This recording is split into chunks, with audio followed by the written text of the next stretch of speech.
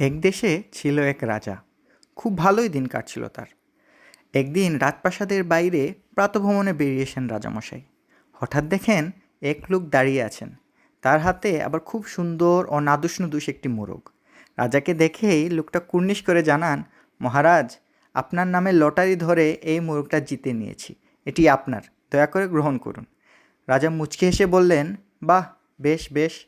তা বাপু, আমার পোষা জীবজন্তু পাখির খোয়ার যে দেখাশোনা করে সেই লোকের কাছে মোরগটা রেখে যাও। লোকটি তাই করেন। কিছুদিন পরের ঘটনা। আবার সেই লোকটির সঙ্গে দেখা রাজামশাইয়ের। এবার তার সঙ্গে একটি ছাগল।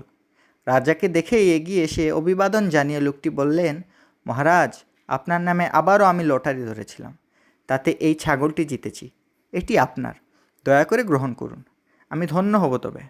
রাজামশাই আদেশ দেন, বেশ করেছ ভাষা। আমার গরু ছাগলের খামারে এটি রেখে দিয়ে যাও। কয়েক সপ্তাহ পরের ঘটনা। এবারও এসেছেন লোকটি, তবে এবার আর একা আসেননি, সঙ্গে নিয়ে এসেছেন আরও দুজনকে। রাজার সঙ্গে দেখা হতেই কুর্নিশ করেন লোকটি। মাথা চুলকে বলেন, মহারাজ, আপনার নামে লটারি ধরেছিলাম। এই দুজনের প্রত্যেকের কাছে 5,000 করে হেরেছি।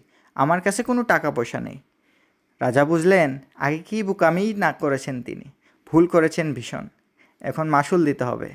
আর এও বুঝলেন লোকটি বড্ড চালাক। তবু লোকটিকে উদ্ধার না করে উপায় নেই। ইচ্ছে ছিল না রাজার, তবু দুজনের পাওনা মিটালেন। কিছুদিন পর ফের দুজন লোক নিয়ে হাজির হলেন চালাক লোকটি। এবারও কুর্নিশ করে বলেন, মহারাজ, আপনার নামে লটারি ধরেছিলাম। এই দুজনের প্রত্যেকের কাছে 10,000 করে হেরেছি।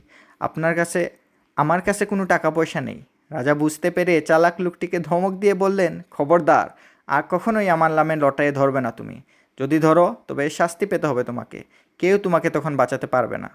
চালাক লোকটি সেই রাজ্য ছেড়ে নতুন রাজ্যের পথ ধরলেন। যদি আরও কোনো রাজা পাওয়া যায়।